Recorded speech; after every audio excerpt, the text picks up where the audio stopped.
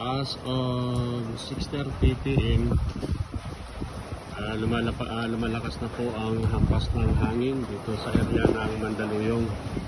Kung makikita niyo po yung mga kahoy, punong kahoy na nandito ay sadyang nahampas na po ng malakas na hangin.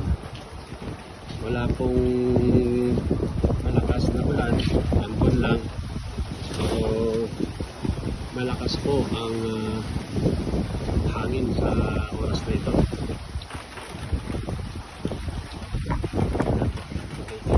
Sa video yung malakas na po yung hampas ng hangin.